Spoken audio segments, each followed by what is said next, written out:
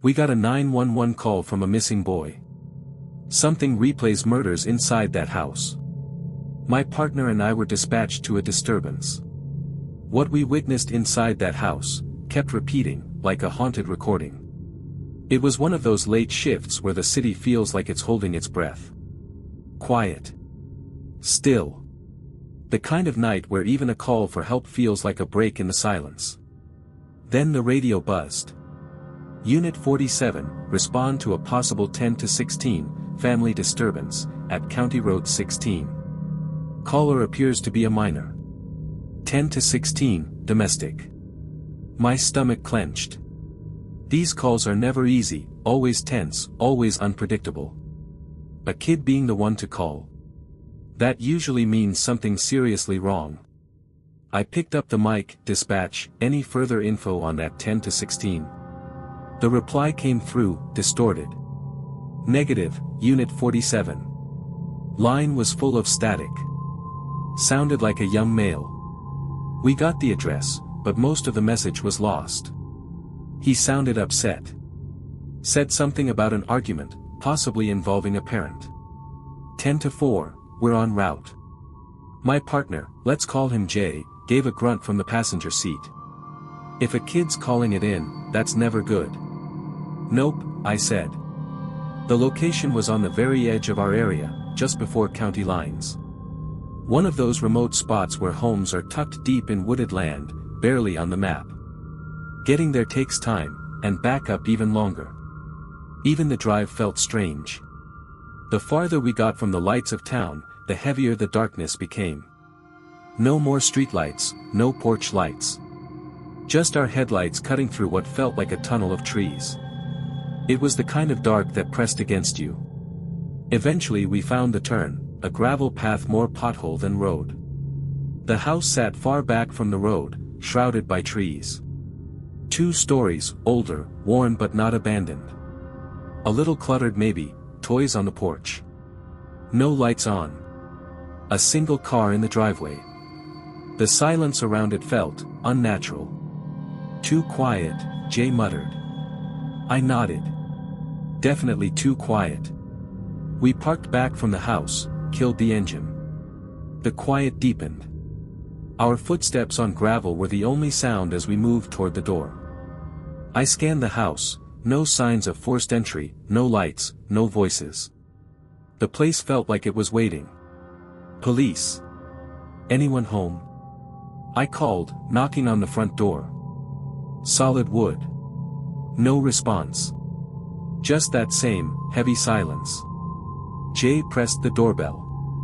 A weak chime echoed somewhere deep inside the house, then nothing. I'll check the windows here. You circle around, check the back, I said quietly. Got it. Jay disappeared around the side of the house. I moved window to window, trying to peer inside. Curtains blocked most of them. Through one small gap I tried to shine my flashlight, but the light just vanished into the black.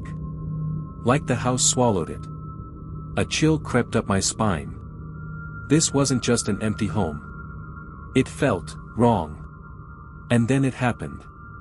A blinding flash of light burst from one of the upstairs windows. I staggered back instinctively, and then, a sharp, echoing bang. Muffled, but unmistakable. A shot. My heart slammed into overdrive. Jay rounded the corner, eyes wide. You saw that?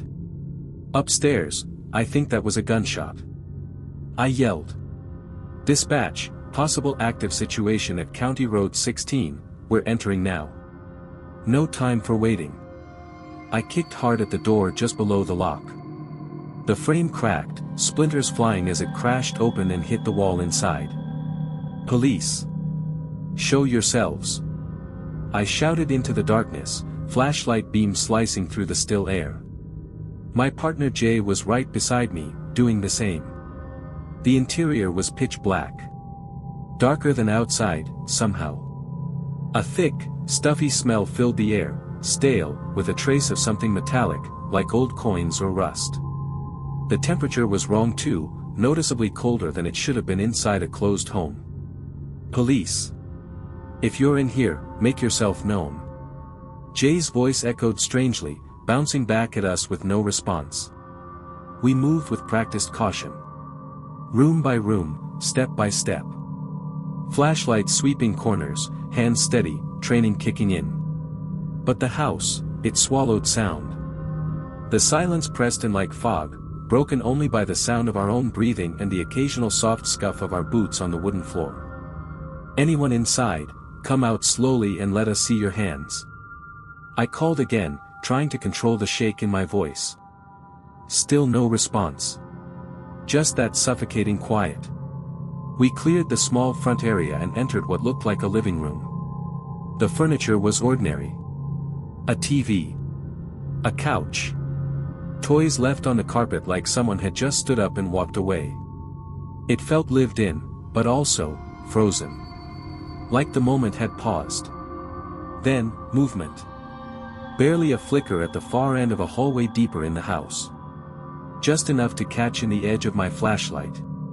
Stop. Police. I shouted. A small figure, a child, dashed across the hallway. Looked like a boy, maybe 10 or 12. He was running. Not playfully, frantically. I only caught a blur of his face, pale and panicked. Before I could react, another figure stepped into view behind him. Taller. Older. Holding something long in his hands. A hunting weapon. Every nerve in my body locked up. The older boy, likely a teenager, lifted the object in his arms. There was a blinding flash, followed by a deafening boom that rattled the walls. The younger boy collapsed instantly. Fell in a way that didn't look real. Like a puppet dropped mid-performance. No. I shouted, the word ripping out of me. Both Jay and I reacted the only way we were trained to. We fired. Our flashlights lit up the hallway with each burst. We aimed directly at the figure holding the weapon. But our rounds passed through him.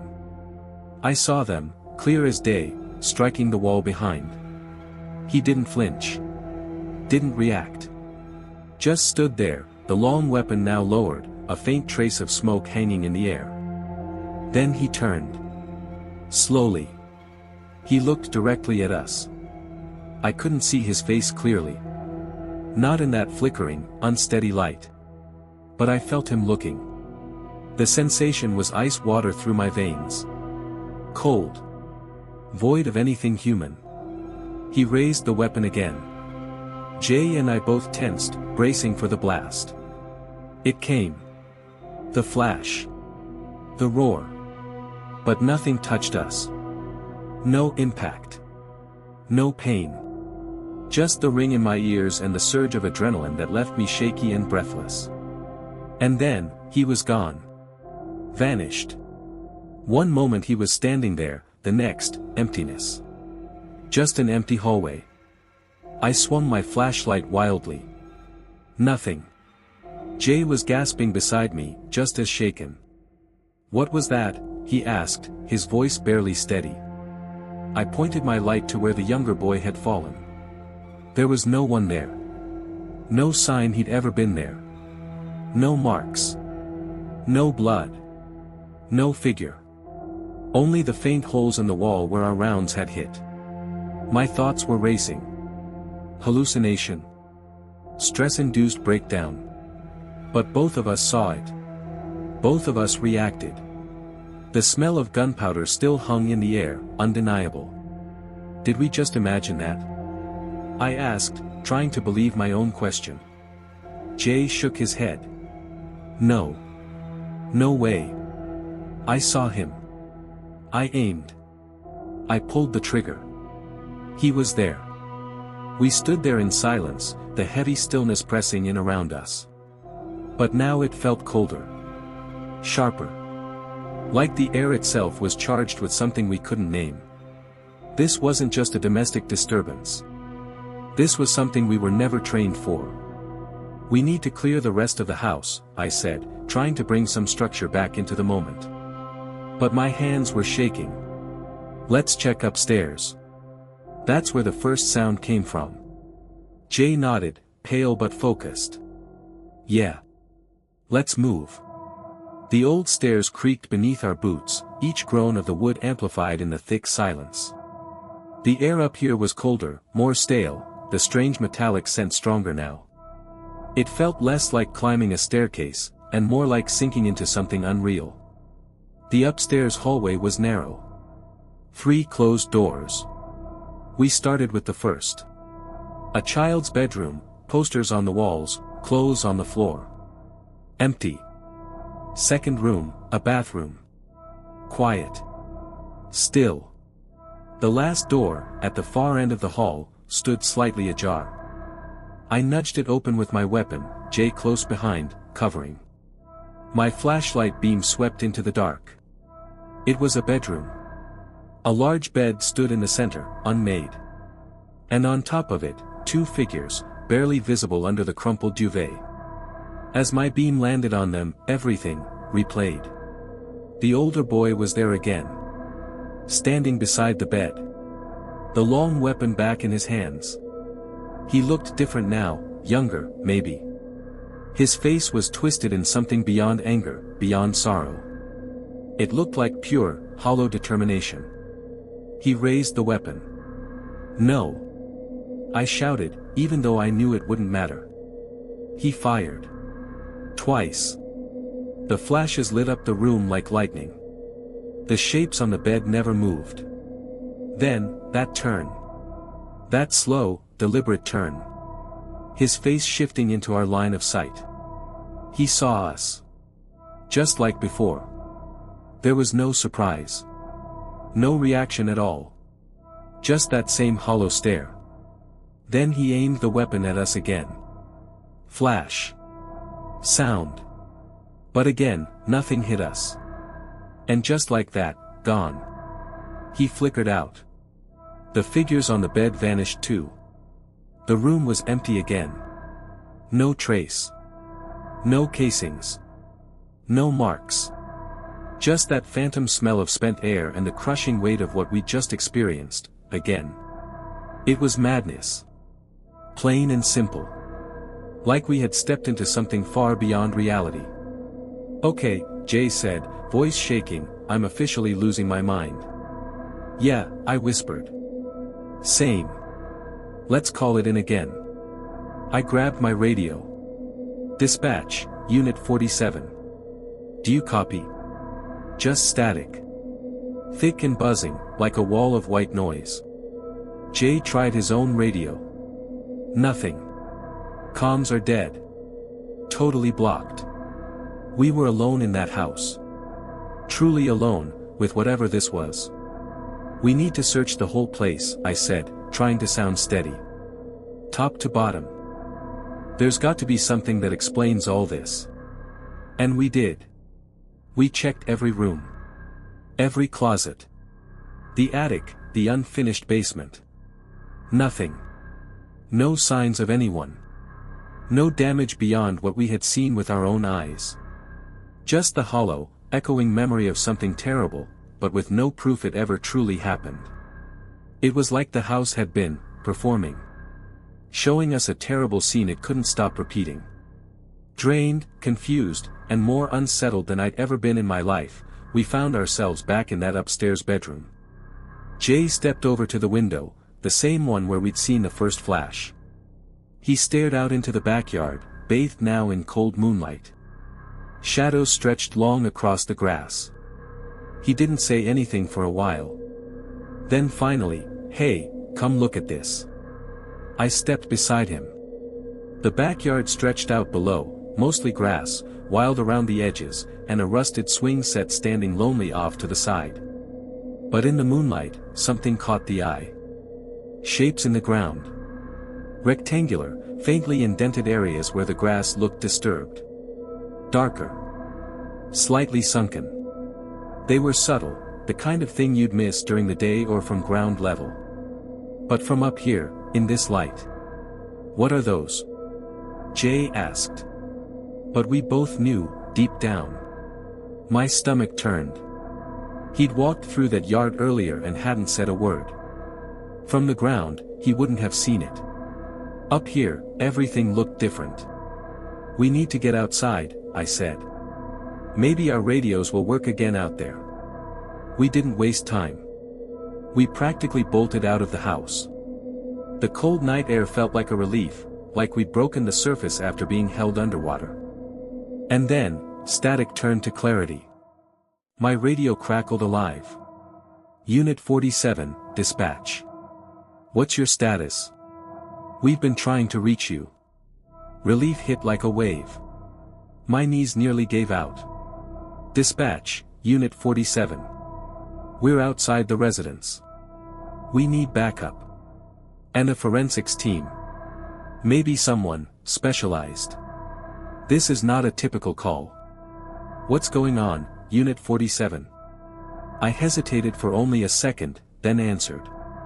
We've found what appear to be buried sections in the yard. Multiple. There was silence on the other end. Then finally, 10-4, Unit 47. Backup and investigative teams are on the way. ETA 20 minutes. We waited. Flashlights trained on the strange patches in the grass. The house stood behind us, silent, looming. And I swear, it felt like it was watching. Then, backup. Marked cruisers, unmarked sedans, the mobile crime scene van. The moment those other officers arrived, the weight in my chest lifted just a little. The normalcy of it all, badges, clipboards, voices, gave us something to hold on to. We gave our initial reports. The bare facts. Left out the impossible. For now. The forensic team moved in. They began examining the ground. Their tools cut into the dirt carefully. It didn't take long. They found them. 3 individuals. 2 adults, 1 male, 1 female, in a shallow section of disturbed ground.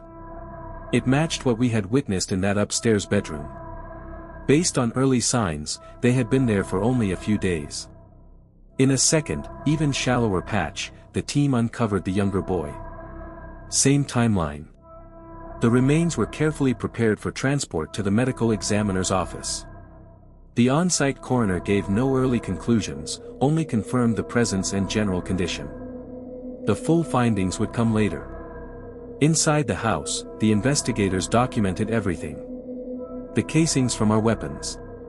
The damage to the hallway walls. But nothing else. No sign of another weapon. No trace of additional physical evidence. Not even blood beyond a minor scrape Jay got from the doorframe. And the older brother, the one holding the long weapon, there was no trace of him. Not inside. Not outside. Not anywhere nearby.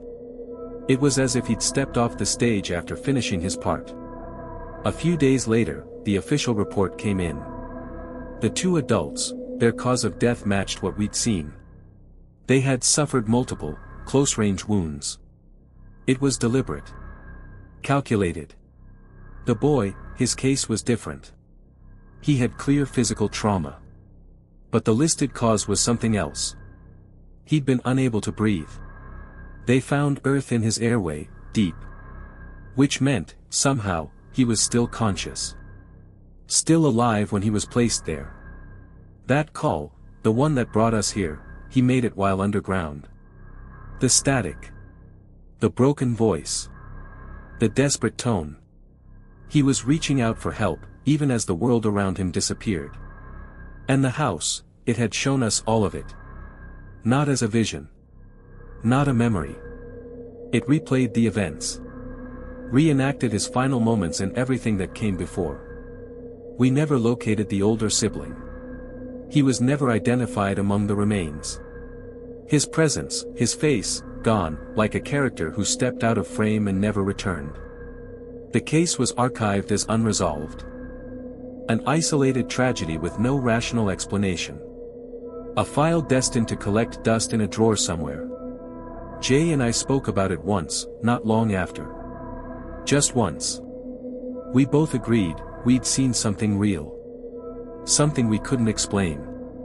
And something we'd never talk about to anyone else on the force. Not officially. Not ever.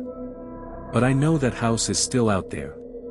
And on quiet nights, when the dispatch radio is silent, I swear I can still hear static. Followed by the faintest whisper. A young voice. Calling out from somewhere far below. And I don't sleep much anymore.